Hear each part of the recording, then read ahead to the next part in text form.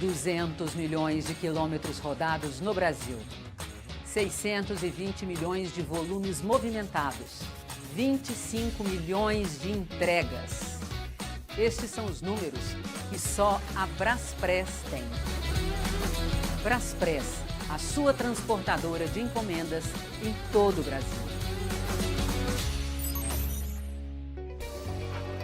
Empresa 100% de capital nacional e líder no transporte de encomendas, a Braspress universalizou o serviço de transporte rodoviário no Brasil. Sendo uma empresa multimodal, opera ainda no rodoaéreo com a divisão Aeropress e também com a Braspress Rodofluvial, utilizando barcos e balsas próprios para atender os clientes da Bacia Amazônica.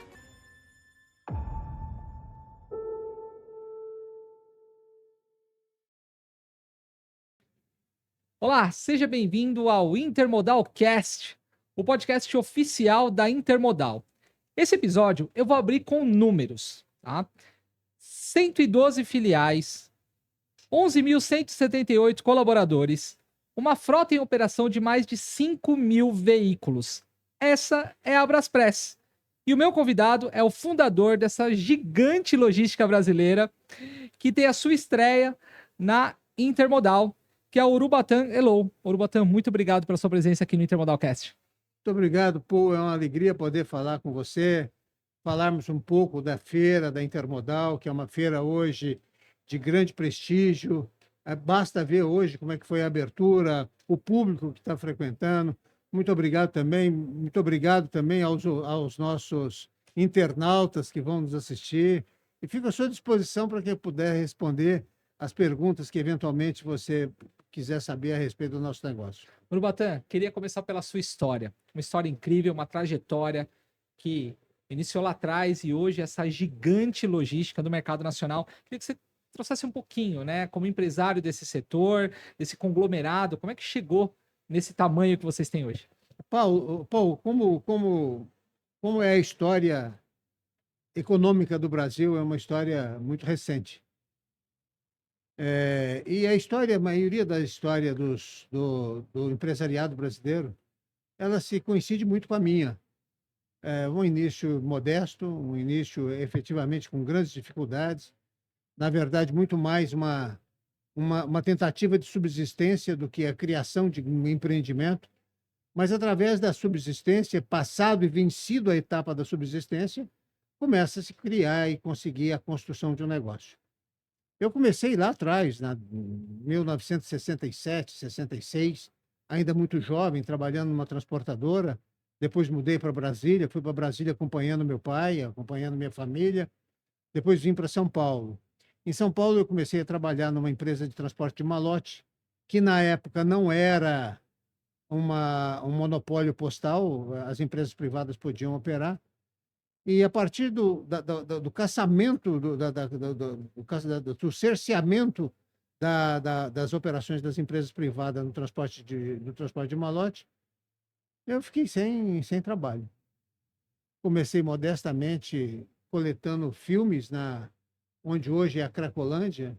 Ali era um reduto da indústria cinematográfica. Coletava esses filmes e despachava na rodoviária, que era ali próximo. A rodoviária era ali muito próximo da Rua Vitória, da Rua Santa Efigênia, da Rua do Triunfo. E eu ganhava 2 dinheiros da época para cada lata de filme que despachava. Com o decorrer do tempo, eu descobri que estava mandando todo dia para o Rio de Janeiro, através de empresas de ônibus, 600 quilos de filmes por dia. Ora, por que não receber esse frete e eu não levar isso ao Rio de Janeiro? Meu pai morava no Rio. Fui ao Rio de Janeiro, comprei uma Kombi, Império das Kombis, no Botafogo.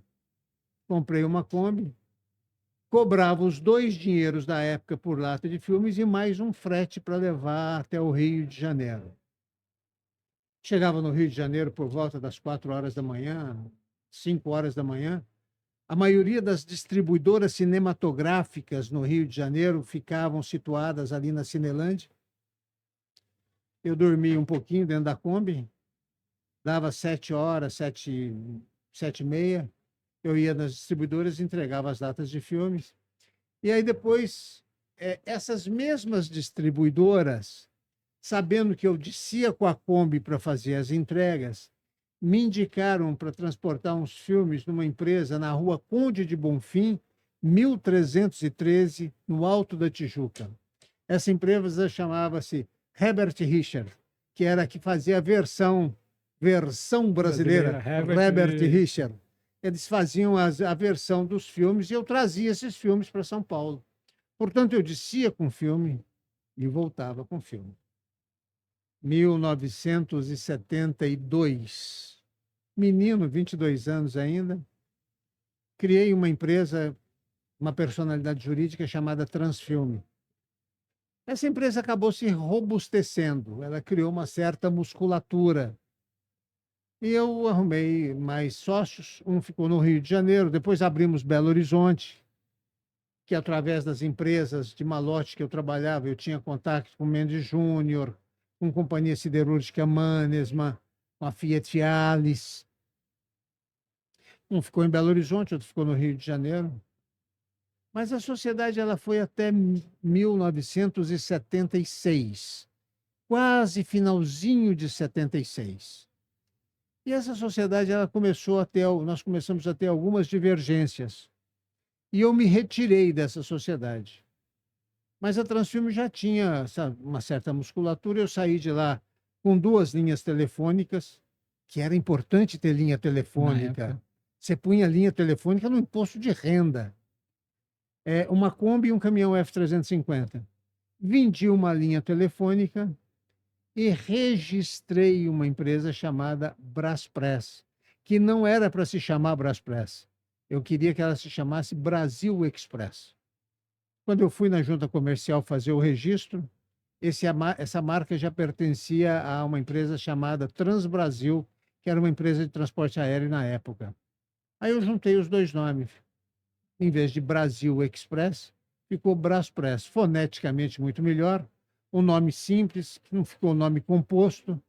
E eu iniciei, então, na Vila Guilherme, a Braspress, no dia 1º de julho de 1977, emitiu o primeiro conhecimento num armazém de 130 metros quadrados na rua São Quirino 50, fazendo entregas na capital, com a Kombi e com o caminhão F-350. Mas como eu conhecia a Mendes Júnior, como eu conhecia a Siderúrgica Mannesmann, como eu conhecia os outros embarcadores de Belo Horizonte, que tinham o seu departamento de compra em São Paulo, compravam em São Paulo e essas mercadorias iam para Belo Horizonte, eles confiaram esses transportes para nós, para mim, na Braspress. Eu abri a filial de Belo Horizonte, aí mais tarde abri a filial de Curitiba, depois abri a filial do Rio de Janeiro, e de 1977 para cá, essa é a história. Com muitas vitórias, com muitos fracassos, com muitos acertos, com muitos erros. Os acertos foram assertivos e os erros serviram para ensinar. Às vezes, inclusive, cometendo talvez o mesmo erro pela segunda vez, para reafirmar que aquilo de fato era um erro. Mas foi assim que nós fomos construindo a Braspress, que hoje é de fato uma empresa de dimensão nacional, uma empresa de interesse nacional. Afinal de contas, nós abastecemos o pequeno e o médio varejo em todos os municípios do Brasil, operamos 100% do território nacional, com uma tecnologia embarcada muito forte. Nós sempre fomos muito atraídos pela tecnologia, atraído por equipamentos, atraído pela modernização dos sistemas de operação e sempre rompendo o dia de ontem, sempre fazendo com que as coisas do ontem ficassem no ontem e que nós pudéssemos fazer coisas novas. Eu costumo dizer que a Braspress é uma startup de 47 anos. Que espetáculo. Portanto, eu acho que nós ainda temos muito para construir. E agora estamos também recebendo, no decorrer dessa semana, o nosso COA, que é o Certificado de Operações de Aeronavegabilidade da nossa companhia aérea, que é a Braspress Air Cargo. Que nós vamos falar um pouquinho sobre isso. Pois não. Mas eu queria trazer essa participação, essa primeira vez aqui na Intermodal, que trouxe vocês a fazer parte dessa importante feira do Brasil. Paul, nós não poderíamos estar fora. O nome intermodal, ele está umbilicalmente ligado àquilo que nós fazemos. Nós somos, de fato, uma empresa multimodal. Nós não somos uma transportadora rodoviária de cargas. Nós somos uma empresa de transportes e utilizamos todos os modais possíveis. Só não utilizamos ainda a costa brasileira com a navegação costeira, que poderemos, talvez, no próximo passo, talvez vimos a fazer essa operação. Nós fazemos o rodoviário, que é o DNA da nossa companhia, foi aonde nós começamos. Nós fazemos o rodofluvial, fazemos a operação rodofluvial para Manaus, vamos até Belém via rodoviária, de Belém para Manaus, nós fazemos um embarque através de balsas, empurradores nas nossas carretas, etc., né? E já fazemos uma operação desde 1984 como agente de carga aérea com a nossa divisão Aeropress. Portanto, nós já fazemos rodoviário, já fazemos fluvial, já fazemos o aéreo. Só que agora nós estamos trazendo para o aéreo a nossa operação própria, no eixo Viracopos, Manaus, Manaus, Viracopos. As pessoas me perguntam, vocês serão concorrentes das companhias aéreas? Não, nós não seremos. Mas eu tenho uma explicação lógica para isso. Se você quiser, eu posso explicar. Eu gostaria muito. Eu ia trazer, inclusive, qual a estratégia por trás dessa Air Cargo. Vamos voltar a 1977. Zona de conforto. Urubatã visitando o comércio de Belo Horizonte. Visitando as empresas de eletrônicas, empresas de mercadoria de alto valor agregado. Olha, por que vocês não transportam com a Braspress? Não, a gente transporta com a VASP. Tudo bem. Por que vocês não transportam com a Braspress? Não, nós transportamos com a Transbrasil. Como é que vocês fazem esse transporte? Não, lá em São Paulo, eles levam na VASP, lá no aeroporto de Congonhas, e a gente retira aqui na Pampulha. Ah, muito bem. Era zona de conforto. Transportava-se pelas companhias aéreas porque as empresas queriam celeridade no processo. Inflação galopante. Mercadoria que pudesse demorar 3, 4 ou 5 dias no caminhão representava um custo financeiro muito alto. Então, a maioria do comércio, e sobretudo do comércio de valor agregado, sobretudo esse comércio ele queria velocidade.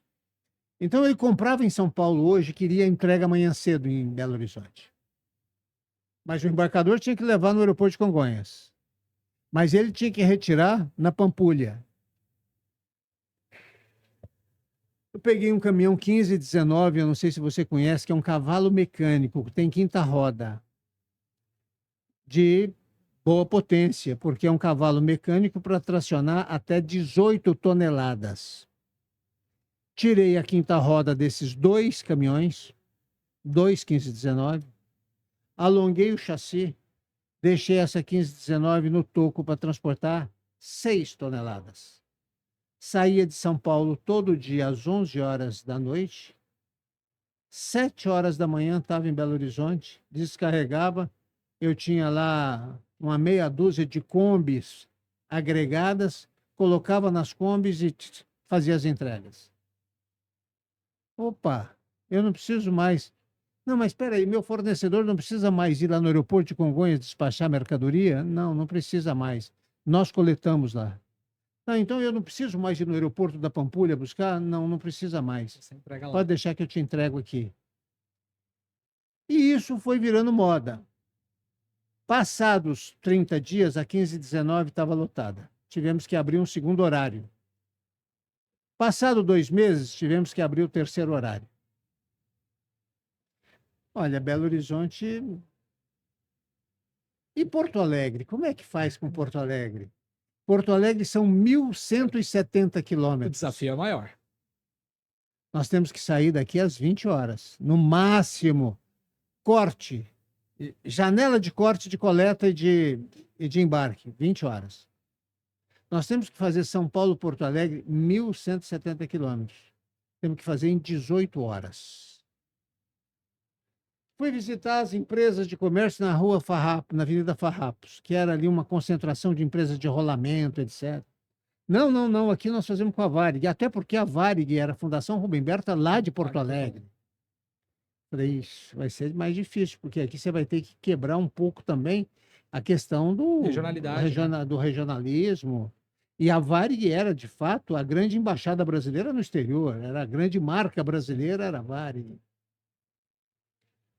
Eu coleto lá hoje, te entrego aqui amanhã até às 5 horas da tarde. Tá bom para você?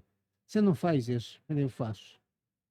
Me dá 20 dias para mim estudar esse projeto? Tá bom. Pegamos 2 caminhões LK 140 Scania, que era um caminhão para transportar 24 toneladas. Tiramos a quinta roda, alongamos o chassi, pusemos o terceiro eixo e ele passou a levar 12 toneladas, com 2 motoristas. 20 horas, corte, saía para Porto Alegre. 2 horas da tarde estava encostando lá, encostava lá, as combizinhas. Passado 2 meses, o segundo LK, abrimos o segundo horário para Porto Alegre. Brasília, a mesma coisa. Goiânia, a mesma coisa. Nós trouxemos do modal aéreo para o modal rodoviário a encomenda urgente. Quando se falava em encomenda urgente, já havia asas nela, ela só ia de avião. Nós trouxemos para o modal rodoviário, e talvez aí tenha sido o princípio da fonte de sucesso da Braspress. Isso foi pensado patrioticamente? Não, não foi. Isso foi pensado como uma estratégia empresarial. Passam-se os anos. Nós criamos a Aeropress em 1984. A gente foi para Manaus, a gente faz rodofluvial em Manaus. Nós fazemos rodoaéreo também para Manaus, como agente de cargas aéreas. Mas todo dia eu estou andando nos nossos terminais no Brasil inteiro e eu vejo mercadorias destinadas a Manaus, cujo valor dessas mercadorias é de R$ 150 o quilo, R$ 100 o quilo, R$ 90 o quilo, R$ 115 o quilo. Essas mercadorias vão de carreta para Manaus. 4 dias para chegar em Belém. Chega em Belém, mais um dia esperando balsa, 5. Aí sobe na balsa, 6 dias nadando no Rio Amazonas, para chegar em Manaus. 11 dias. Chega em Manaus para desembaraçar, mais um dia, 12, 13, às vezes até 14 dias para entregar uma mercadoria de cento e poucos reais o valor, vai dentro da carreta da Braspress. Isso está errado. Isso não está certo. Agora, esse é um legado que nós queremos deixar para a paridade dos modais no Brasil. Eu, por exemplo, eu acho um absurdo minério de ferro ser transportado por caminhão. Tem que ser por ferrovia. Commodity não pode ser transportada por caminhão, tem que ser por ferrovia.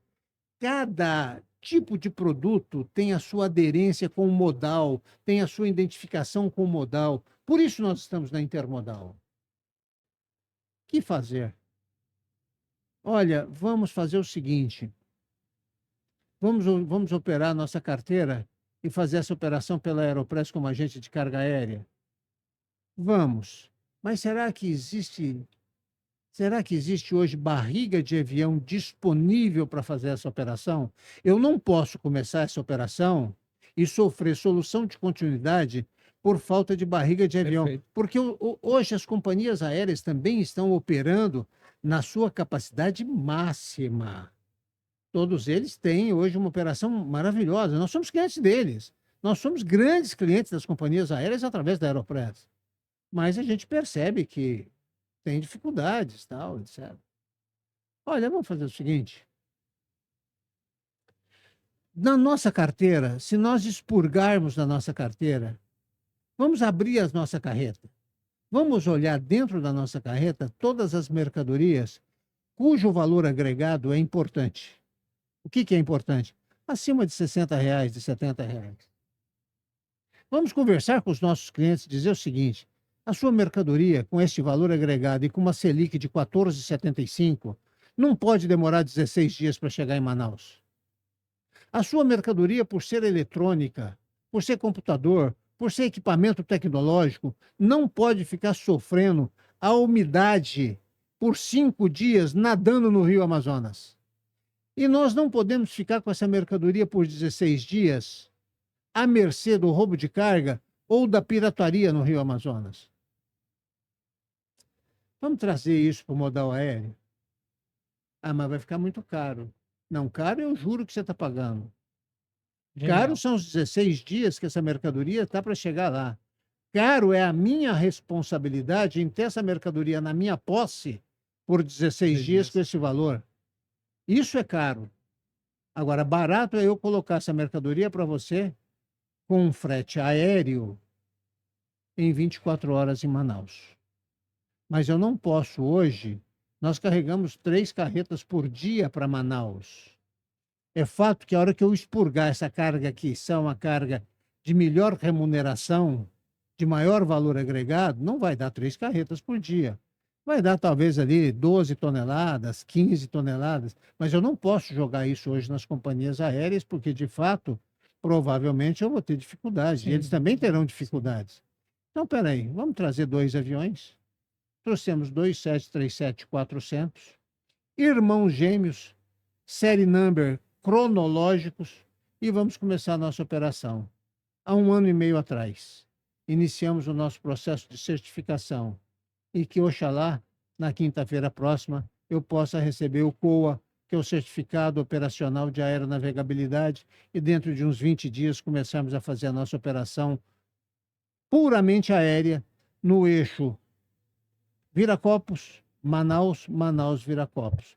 Assim, nós estaremos devolvendo ao modal aéreo aquilo que nós tiramos em 1977. Espetacular. Esse é um legado. Eu estou com 75 anos, pô. Deixa eu te dizer o seguinte, uma empresa de âmbito nacional, aliás, eu nunca trabalhei pelo dinheiro. O dinheiro, ele nunca me atraiu. O que me atrai é realizar, é fazer desafio, realizações, né? É deixar legados, é construir coisas. É isso que efetivamente me atrai. E esse talvez seja um legado que eu quero deixar à logística brasileira. Espetacular, genial, principalmente como se conecta, né?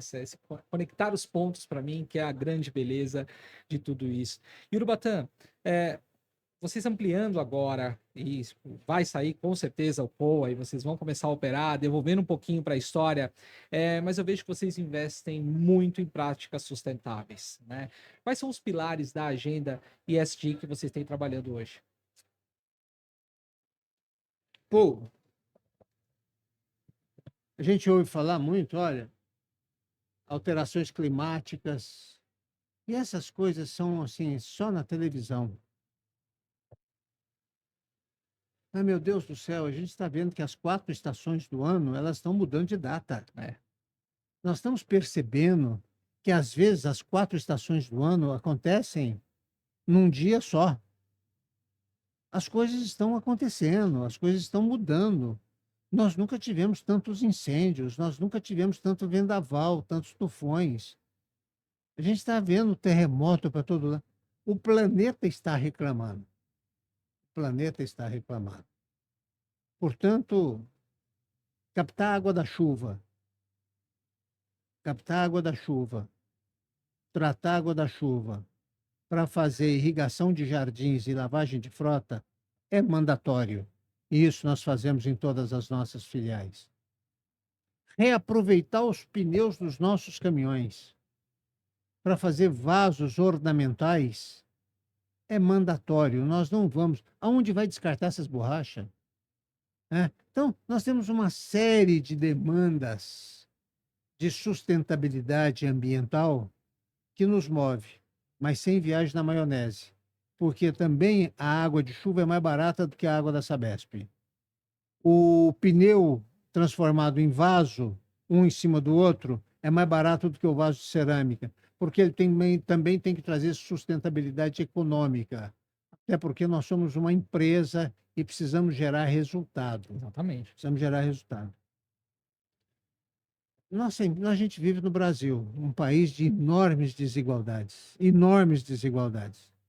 Você não precisa ir muito longe para ver desigualdade. Ela não tá, as desigualdades brasileiras, elas não estão apenas no sertão brasileiro. Abre a janela da tua empresa e olha o teu Do entorno. lado, né? Olha o entorno onde a sua empresa está. Dê uma volta em São Paulo e vai lá para Marcilac, vai para os arrebaldes da cidade de São Paulo. Na verdade, fazer ações sociais é obrigatório para quem gera resultado, para quem gera lucro. Você precisa fazer isso. E nós temos hoje também uma série de práticas nessa área. Uma outra sustentação, uma outra coluna do ESG é a questão da governança. Eu só posso fazer as outras duas se eu tiver uma boa governança. Então, a primeira coisa é ter uma boa governança. A primeira coluna é a coluna da governança. Essa é a coluna mestra. Os outros são pilares que são gerados através da governança, através da coluna mestra, e os pilares possam se sustentar. Isso nós fazemos na nossa empresa desde quando nós iniciamos. Não é de agora, isso desde quando nós iniciamos. É essa vocação. Até porque nós operamos uma mão de obra que é quase que a base da pirâmide social. O seu Perfeito. primeiro viés social tem que ser dentro de casa. Um bom ambiente de trabalho, com boa remuneração, com bom reconhecimento, para que você possa resgatar esse cidadão e esse cidadão ter um sentimento de pertencimento do negócio. Porque o nosso negócio é prestação de serviços. Por maior que seja a nossa tecnologia embarcada, e ela é operada por um ser humano. Pessoas. Ela é operada por um cidadão que às vezes tem as suas dificuldades sociais, tem as suas dificuldades econômicas e que ele precisa ser resgatado na empresa. A empresa tem essa obrigação de resgatá-lo para que ele possa produzir para a empresa e ele ter esse sentimento de pertencimento. Sensacional. Urbatan, fugindo um pouquinho da pauta, você falou de governança como a base, né? O pilar fundamental da empresa. E você já vem com uma estrutura de governança desde cedo. De onde veio essa importância de você trazer a governança? Porque hoje muitas empresas no Brasil não têm uma governança forte, infelizmente. Existe um movimento muito grande das empresas trabalharem a sua governança. E você trazer a governança como uma base e os demais como pilares dessa estrutura, eu já passei por grandes multinacionais e eu vejo que governança é o que faz a empresa ser longeva. Sem governança, ela tem começo, meio e fim. Ela vai ter começo, meio e fim. A governança não. Ela consegue fazer com que a empresa seja sustentável ao longo do tempo, devolvendo para a sociedade. De onde veio essa sua visão lá atrás, quando você começou na Kombi? Cometendo erros. Cometendo erros. Mas você corrige os seus erros quando você percebe que você não tem onipotência e que não tem, além de não ter onipotência, o seu cérebro é apenas um. Você precisa se cercar de pessoas, precisa se cercar de gente e confiar nessas pessoas. Saber delegar para que as pessoas possam efetivamente produzirem o seu melhor. Nós temos um processo de governança na empresa interessante, sem viagem na maionese. Sem aquela reuniãozinha de conselho, tomando chazinho das 5, sabe? A nossa governança é dinâmica, ela é ativa. Nós nos cobramos todo dia. A gente é inconformado. A gente é inconformado com o erro, com a falha. E, às vezes, muitas coisas ainda passam despercebidas. Quer que eu te diga uma? No dia 7/7 do ano passado, nós sofremos uma invasão de hacker da empresa. Sequestraram os nossos dados. queriam me colocar numa sala de negociação, eu falei, eu não negocio com bandido. Vamos recuperar a empresa, vamos recuperar nossos dados. Trabalhamos por 4 dias com a empresa absolutamente inativa. Recuperamos tudo. Não negociamos com bandido. Mas só que aí a gente aprendeu o seguinte: não é só a empresa que precisa ter governança. Os seus departamentos, todos eles, precisam ter, todos eles, a governança, que não tinha na nossa TI. E aí nós estabelecemos um plano de governança na TI, através da nomeação de um diretor de TI altamente qualificado. Faça o melhor, meu amigo. Não vem me falar, porque eu não entendo da TI, você que entende, mas faça o melhor. Através de um diretor de cibersegurança, eu chego para ele todo dia e digo o seguinte: Eduardo, nós vamos ser invadidos hoje.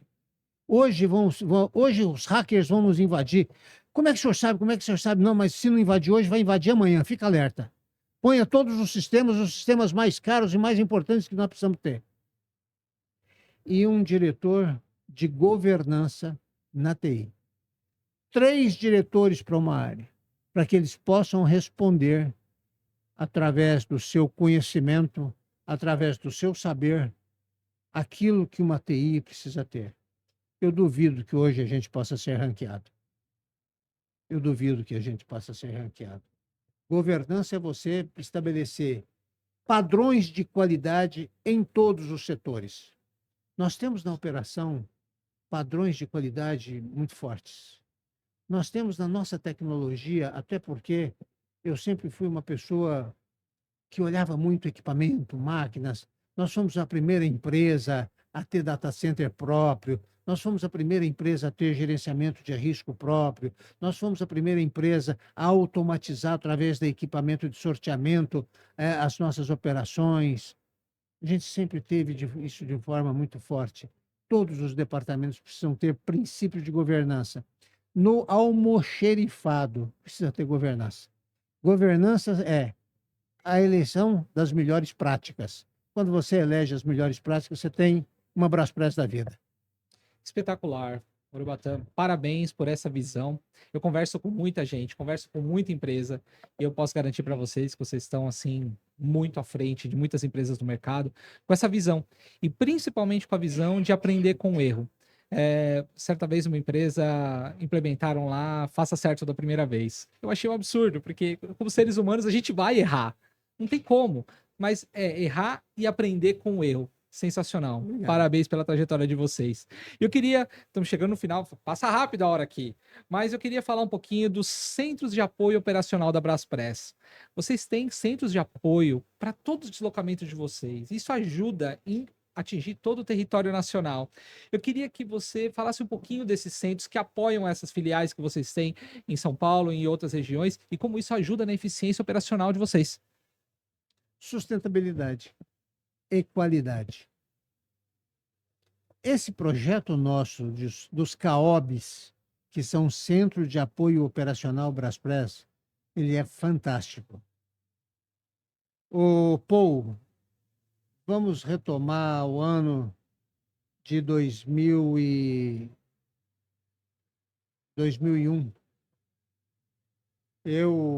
Nós estávamos instalados na Vila Guilherme, em São Paulo.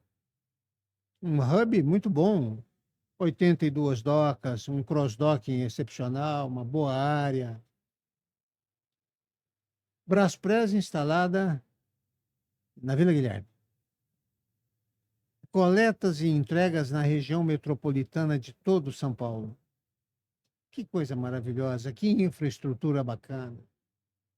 Serviço de coleta nosso, desde 1900, aí volta a tecnologia, melhores práticas. Já em 1977, nós tínhamos 3 torres de repetição aqui em São Paulo. Uma no Jaraguá, no Pico do Jaraguá, outra aqui em Atibaia e uma na Avenida Paulista. A gente cobria toda a cidade de São Paulo com sistema de rádio. E os nossos caminhõezinhos ficavam fazendo coleta e entrega nos bairros. O cliente telefonava, pedia uma coleta, a pessoa da coleta anotava, pegava o rádio, É frota número tal, tal, tal. 5 minutos a gente chamava aquilo de cargo táxi. 1977. Muito bem. A região metropolitana de São Paulo se expandiu. Cresceu. Rodízio. Proibição de trânsito nas marginais. Prioridade para o passageiro. Ok. Nada de normal nisso. Como é que eu vou sair às 8 horas da manhã com um caminhão 600, 710, um caminhão 3/4, para Santo Amaro para fazer a entrega, para fazer as coletas, e voltar para a Vila Guilherme, com as coletas? Se eu sair às 10 horas, se eu sair às 8 horas da manhã, eu vou chegar em Santo Amaro às 10. Começo a fazer as entregas às 10, 10h15, meio-dia para o motorista almoçar, aí eu tenho que dar um vale para ele comer qualquer comida num restaurante ali em Santo Amaro. Aí quando dá 2 horas da tarde, ele ainda não fez todas as entregas, não deu tempo, aí ele começa a fazer coleta, mistura coleta com entrega. Mas quando dá 5h30 da tarde, ele tem que voltar aqui para a Vila Guilherme, com as coletas. Então ele traz um pouco das entregas que ele não conseguiu fazer, e ele traz um pouco das coletas que ele conseguiu fazer, porque outras todas não deu para fazer, porque às 5h30 da tarde ele tem que voltar para cá. Porque ele demora de Santo Amaro até a Vila Guilherme 2h30, 3 horas. Aí ele vai chegar aqui às 8 horas da noite, às 9 horas da noite. Eu vou ter que embarcar essa mercadoria para Belo Horizonte, para o Rio de Janeiro. Vai sair tarde, vou chegar tarde no Rio, vou chegar tarde. Eu falei, peraí, tá errado. Eu tenho que encontrar alguma solução. Encontrei numa viagem que eu fiz há alguns anos atrás para Nova York, há muitos anos atrás. Eu queria conhecer a UPS, United Parcel Service, em Nova York. A pessoa me perguntou, o senhor quer conhecer a United Parcel Service de onde aqui em Nova York? Eu falei, não, quero conhecer... Porque era a base, né? Quero conhecer a UPS aqui de Nova York. Onde fica a UPS? Não, tem várias. O senhor está hospedado aonde? Eu falei, estou em Manhattan. Então vai conhecer a de Manhattan, que é a base que atende... Manhattan. Manhattan. Eu cheguei lá, um prédio de 9, 10 ou 12 andares, as carretas subindo naquele prédio, descendo carreta. Cada um daqueles andares era determinados quarteirões de Manhattan. No último andar, manutenção. Falei, Eles falaram, não, nós temos um outro do lado de lá em New Jersey. Mas nós temos aqui no Brooklyn também. Nós temos no Harley. A ficha caiu. Eu cheguei aqui, chamei meus pares. Vamos fazer a primeira tentativa? Vamos. Fizemos na Cantareira. Pusemos uma carreta num estacionamento da Cantareira. Pusemos os caminhãozinhos pequenos coletando ali no Bom Retiro, no Brás. Levava para essa carreta. No final da tarde, essa carreta vinha embora para a Vila Guilherme. Vamos fazer isso em toda a cidade de São Paulo, em toda a região metropolitana da Grande São Paulo? Vamos. Hoje nós temos 6 CAOBs em São Paulo. Um em Santo Amaro, um em Santo André, um em Barueri, o da Cantareira, no centro da cidade.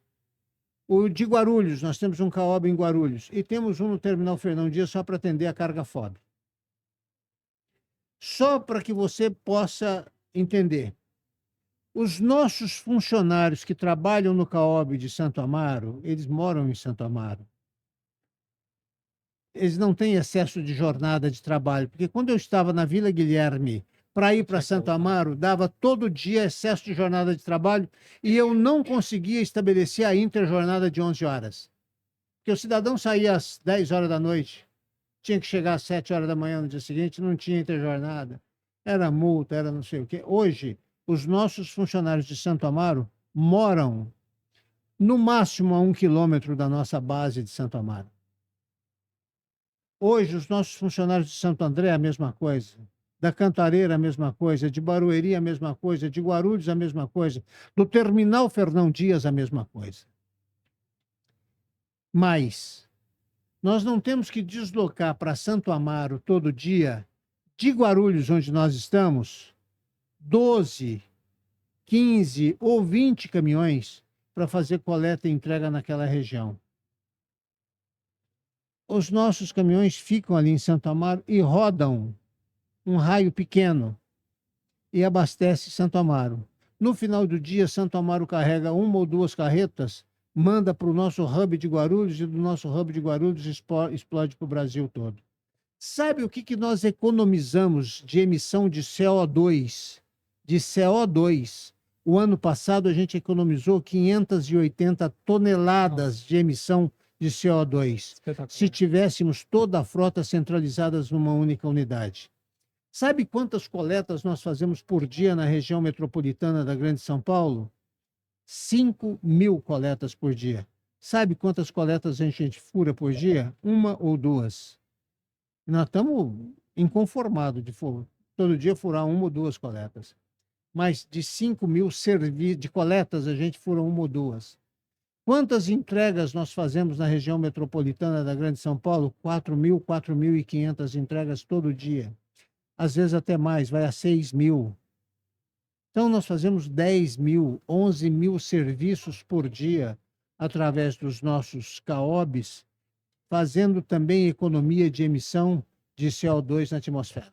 E dando qualidade de vida para os nossos funcionários por morarem perto do emprego. Eu moro a 1h30 do meu trabalho. Nossos funcionários moram a 20 minutos, 15 minutos do trabalho. Economizando, inclusive, vale transporte. Isso é ESG. Isso é ESG na prática. Na veia. Espetacular. Na veia. E nesse setor que tem tanta concorrência e margens apertadíssimas, Urubatã, o que mantém a inovação constante de vocês, sem perder a competitividade? Fazer bem feito. Sempre procurar fazer o melhor. Olha, vamos trocar a lâmpada, não me coloque uma lâmpada de segunda linha. Eu quero a melhor lâmpada. Não, mas ela custa mais caro, mas ela dura mais. Entendeu? Sempre fazer sempre as melhores práticas. E isso faz com que você vai fazendo diferencial. O mercado é efetivamente um mercado muito concorrido, ele é um mercado muito concorrido. As barreiras de entrada no transporte rodoviário de carga são muito pequenas. E assim elas devem continuar, porque pode oferecer oportunidade a todas as pessoas empreenderem no transporte rodoviário de cargas. Mas vai vencer aquele que melhor planeja, aquele que melhor pensa, aquele que melhor raciocina, no sentido de fazer com que a sua companhia possa ter melhor competitividade. Espetacular. E o que a gente pode esperar da Braspress? O que vem pela frente? Próximo passo, depois de tanta coisa que vocês já fizeram e estão fazendo, o que a gente pode esperar no futuro? É o que eu te disse, Paul. A Braspress é uma startup de 48 anos. Então, nós estamos sempre fazendo inovações. Nosso próximo passo agora é a criação da Braspress Air Cargo. Nós estamos fazendo não só a criação da Braspress Air Cargo, mas como nós estamos melhorando também a nossa tecnologia, estamos com um planejamento de transformação digital na companhia para melhorar também todos os aspectos digital da empresa. A nossa digitalização ela é muito avançada, mas ela pode melhorar. Nós temos a convicção dentro da empresa de que nós temos uma tecnologia que está mais ou menos 5 anos atrasado, e essa consciência nos dá o inconformismo para buscar o melhor. Espetacular. Urubatã Hello, diretor-presidente da Braspress, obrigado por estar conosco no Intermodalcast, podcast oficial da feira. Parabéns pela sua história, pela sua trajetória. Muito obrigado por compartilhar um pouquinho dessa sua incrível jornada. Muito obrigado, Paul. E a mensagem que eu posso deixar aos nossos internautas é que nunca paute a sua vida pelo dinheiro. Procure fazer o melhor.